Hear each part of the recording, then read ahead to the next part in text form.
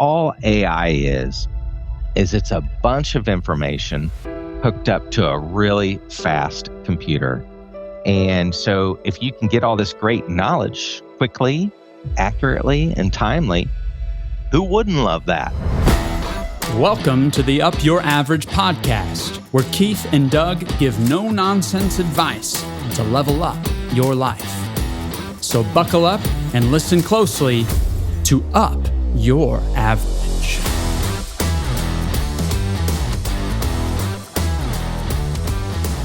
Welcome, bobsledders, figure skater judges, halftime show aficionados. Welcome to the fastest 30 minutes on YouTube and podcast land, Up Your Average, where it's our mission to help you lean into the greatness of your one precious life. So wherever you are today, if you're watching on YouTube or driving down the country road, we hope you're good. I'm coming to you today live from Carmel, Indiana, Gimbal World Headquarters. A couple of weeks ago, we released a cash flow episode. And cash flow, think of cash flow just as where's your money going? Where's it being spent? And I wanted to expand on that today with you guys a little bit. And so, but I wanted to expand on it in a way that we also brought in some thinking on AI. And specifically, I thought we'd go back in time to my senior year of high school, 1994. 1994 was a great year. The Muncie Central Bearcats were number one in the state in basketball until Ben Davis knocked us off. But the Today Show, that was a big deal back then. People watched, and maybe they still do. I'm just out of touch. But the Today Show was a big deal. And if you want to search up a clip that's just great, I think it's timeless, I love it, is just Google search like Today Show, the internet, something like that. And you're going to see this episode where they're talking about what is the internet. And it's so good. What is the internet? What is that A with a little ring around it? The at symbol. They're trying to figure out like what does that even mean? Do you write to the internet like you send a postcard or a letter in the mail? One guy says it will even replace Yellow Pages. Does anyone even know what Yellow Pages was? Under age 30, and so. I love to take a look at that clip from the Today Show, and I wish we could have put it on the podcast, but there's probably some license thing that I don't know about. And so if you get a chance, just search it up. And I have great empathy for the 1994 explanation of the internet on the Today Show, because what we're going to dive into a bit today will be similar. And so someday, if anyone ever looks at this episode and they're looking through it and they see us talking about AI and will it take my job and all that stuff, it'll be easy to point back and make fun of us right now because we only know what we know. And I'd encourage you, have a little grace for yourself in your life. And you only know what you know. So yesterday, the stock market sold off. There were more sellers than buyers, and that's the reason it sold off.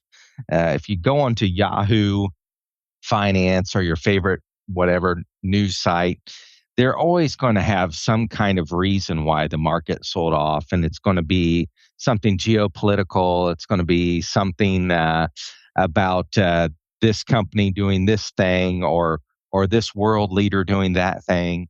But at the end of the day, there's either more sellers than buyers, or when it's going up, there's more buyers than sellers. That is it. And so as I popped on Yahoo Finance yesterday, it said the market sold off big time because of threats to AI. And so I thought, I'm going to have a little fun.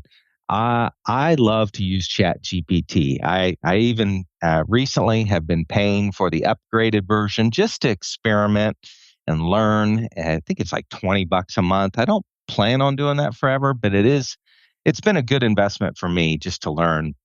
And so I simply typed in, is AI going to take my job? Okay. And so if you're watching this on YouTube, you see that, is AI going to take my job? And this was the reply it gave me back. It says, short answer, no. And, but it says, not if you adapt. And then it says, yes, if you don't. And I thought, okay, that's pretty interesting. And it goes on to say AI is very good at data processing, drafting first versions, summarizing information, pattern recognitions, automating routine workflows. And it goes on to say AI is very bad at building trust, reading the room, guiding emotional decisions, negotiating complex human dynamics, or leading under uncertainties. And so AI will probably improve on all those things it's very bad at, and it will probably improve at a faster pace than I can even imagine. But AI, it's here to stay, and automation is something that's been happening for a long time. If you're watching this, you'll see a picture of a shiny machine called Unimate. And Unimate was invented by George Devol in 1954 and commercialized with Joseph Engelberger, and he was known as the father of robots. And so here it is, Unimate. If you're driving along, just remember that name, and maybe you could do an AI search on what is Unimate. But Unimate was in 1961. Unimate was installed at a General Motors plant. I believe it was in New Jersey, and it handled it handled hot die cast metal parts. It stacked and welded heavy components. It performed repetitive high risks tasks, stuff like that. And so that's really what's going on today is automation. Automation is happening faster, and automation is happening in different areas outside of what we ever dreamt it could do. But just remember, all AI is it's a bunch of information hooked up to a really fast computer. And so if you can get all this great knowledge quickly, accurately, and timely, who wouldn't love that? And so I'm not afraid of AI taking my job. Matter of fact, if it takes some of my job, I think that's great because it's not ever going to take my career. It's not ever going to take my purpose for existence. It might help me sharpen what I do, how I think, and how I look at the world. But so it's going to take some of my little tasks or some of my big tasks even, and it's going to make them better. It's going to allow me to be a better financial advisor. And so I'm looking forward to the future and what it has ahead and what's in store for you. And so the smarter question, instead of is AI going to take my job, the smarter question might be, how do I use AI so that I can help create value? And in helping create value, it's going to allow me to model scenarios very quickly. It's going to help me analyze money strategies. And probably most importantly, it's going to help me improve communication and make things a little more clear, um, take out some of my biases, and help me think a little deeper on how I might think and put myself in your shoes. So when you combine your judgment and experience with the speed of AI, I think you got a winner. Keith, he had a clip for us here, and he and I didn't talk much about it, but I'm going to go ahead and play it for you because he had this. He wanted you to hear this. I'm just going to play it here. User, hey Grok, my spouse keeps repeating things every 15 minutes lately. I'm worried, but don't want to alarm the kids yet. What do I do? Grok, first, note when it happens. Look for patterns. Then, casually ask if they've noticed it too. Book a quiet doctor's visit. Mention the repeats. Ask for a memory check. Takes no time. That's it. We can tackle it together before anyone else knows. What the audio was is it was a robot talking to a robot, and the robot was saying, "Hey, my spouse, uh, I'm not able to communicate with them like I did, or maybe there's some memory loss happening. What could I do about it? How could I help us in this situation so that we're able to talk about what's going on or what my spouse needs, what type of care I should be giving them." And so, if you're going through some type of memory loss with your spouse or someone closer to you, or someone needs help with care, you know, Grok or ChatGPT or Perplexity could be a great resource where you just start asking questions about what's going on in your personal household. And so we'll try and pull that audio up for you so that you can listen to it and you can hear what Grok can do or AI can do for you. Now, when it comes to financial details and AI, uh, right now, in February 2026, I would encourage you not to plug a few things into AI. It is great, but it's not secure. So back in 1994, I don't know that anyone could have ever dreamt that all of your investment statements, your bank accounts, everything would be on the internet. Whereas, today we could see where someday in the near future, the security will probably be so good that you can use AI and financial details together. But as of today, I want to encourage you guys to be very cautious when it comes to plugging stuff in to AI. I picked some of these things up from Money Magazine, and it's just some things that you never want to plug into AI, like your bank account information, account numbers, sensitive information, your investment accounts, your social security numbers, any passwords or logins to financial accounts, transaction details. You could download a spending report, and if you were to put that into the internet without scrubbing it, or I'm sorry, into AI without scrubbing it, you might have an account number for maybe something you did at the Toyota dealership, where you went in for an oil change, and it has your Toyota account number. And so you want to be very cautious. And my advice to you is just don't plug any of that stuff in. You don't want to plug in your account balances. You don't want to plug in paychecks or exact wage information, tax information, tax documents. And you might be looking at this and you might be saying, well, you might be saying one of two things. You might be saying, well, yeah, Doug, duh. I would never plug any of this stuff in.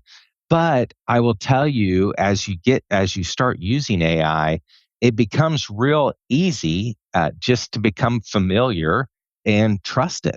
And so if you're using it and you're enjoying AI and it's something that's been helping you, I just want to encourage you to keep boundaries. And these are a few guidelines to have some boundaries on. You might be on the complete opposite end and say, hey, I trust it 100% with everything. Um, I know how to turn off parameters inside ChatGPT so that it's more private.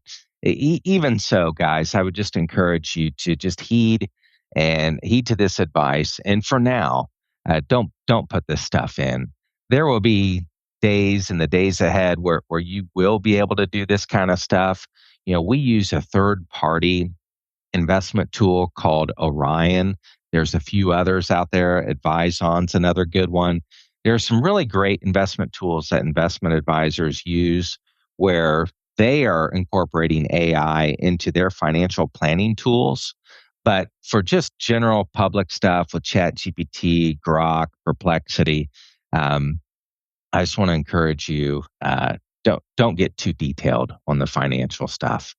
Okay. And so as we step in and say, all right, well, with AI, what could I be doing to help myself? And I started to think, what could you be doing with AI and your cash flow?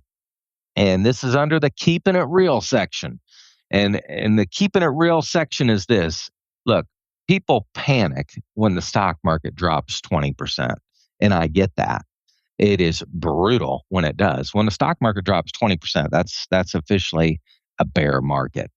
But almost nobody panics when their cash flow leaks out 10% year by year because it happens slowly. And mistakes like that, they can cost more than market volatility at times. So paying attention to how is my cash flow looking? And where is it coming from? Where is it going out? This is a reminder to check in with a few things, and the biggest one is lifestyle creep. Maybe you guys have experienced lifestyle creep.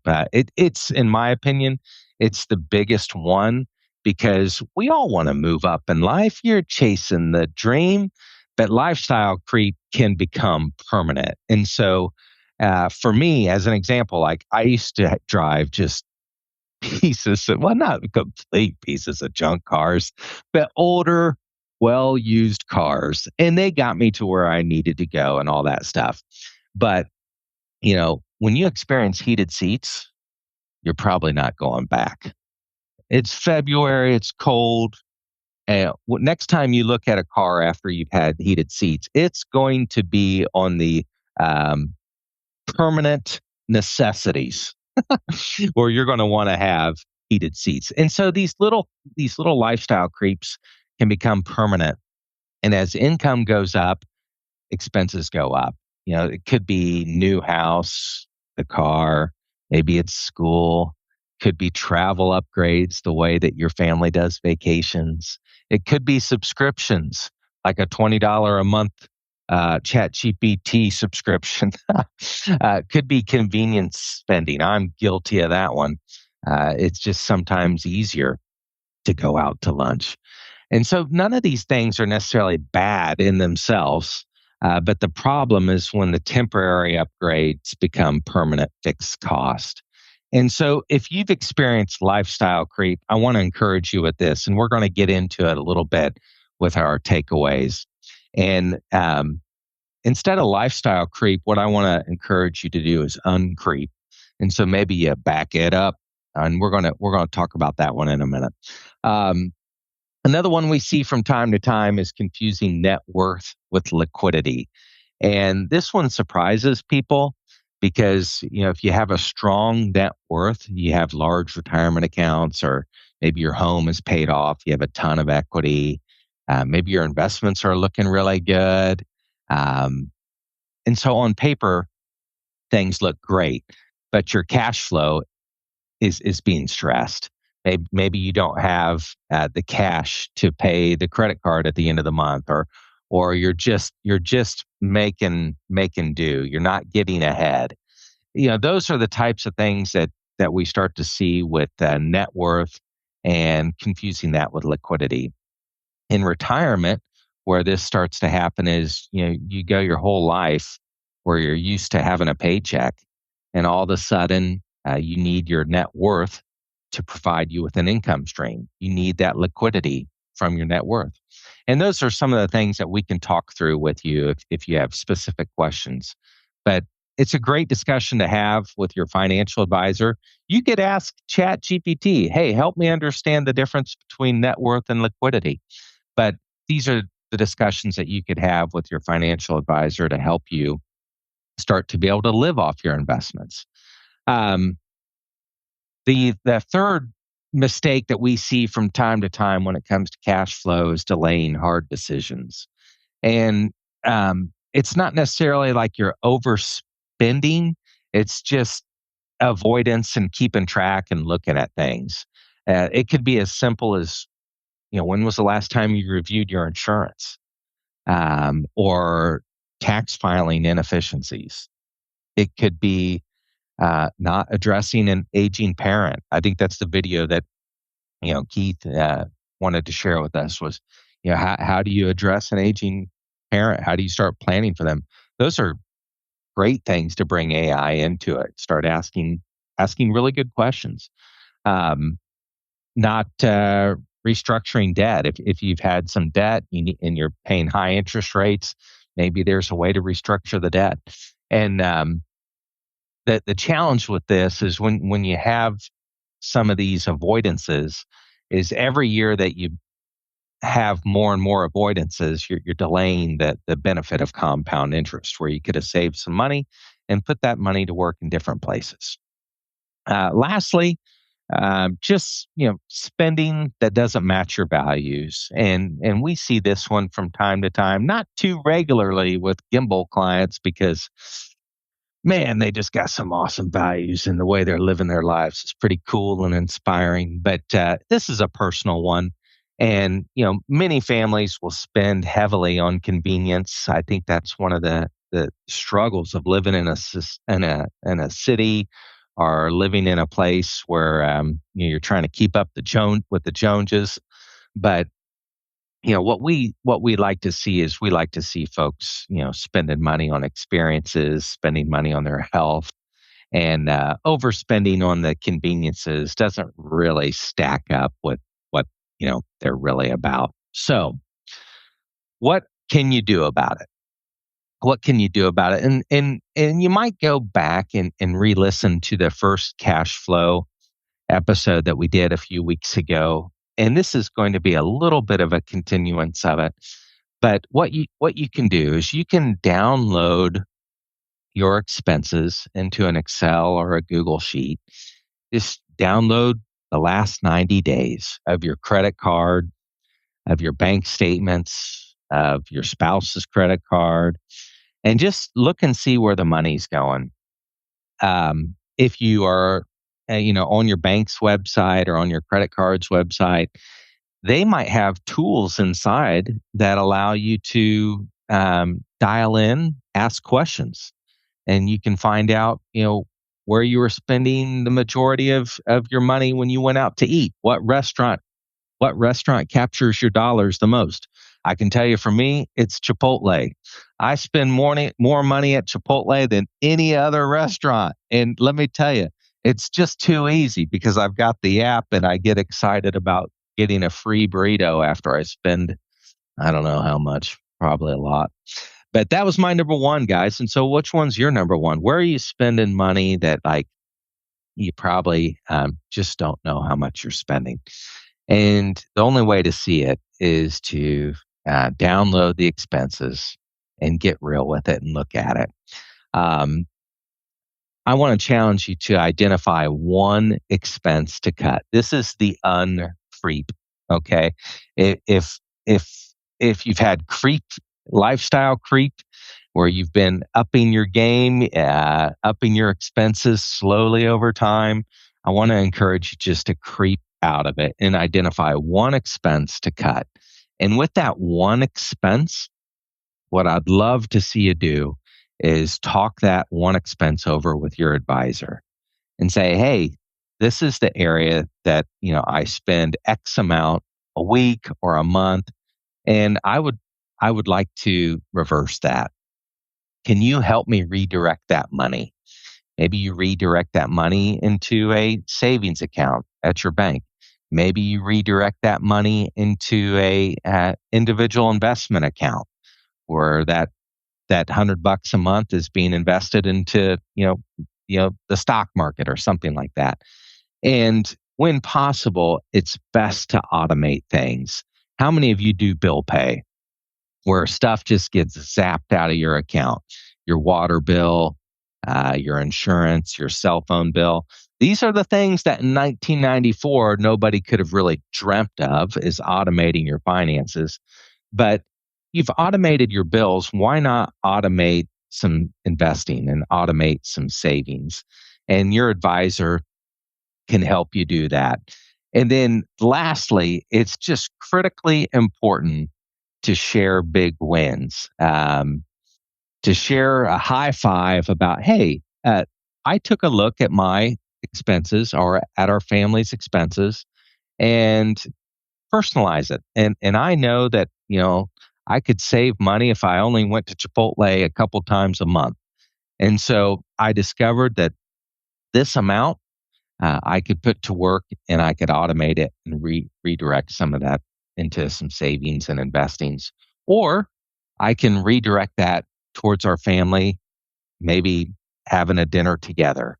And so sharing those discoveries, sharing your wins with your spouse and your kids, it's a big deal, because anytime you can be clear with communication, honest with communication surrounding money, it just takes some of the awkwardness or um, guilt of overspending. It takes some of that power away, and then it shows your spouse and your kids that, hey, they can do things differently too.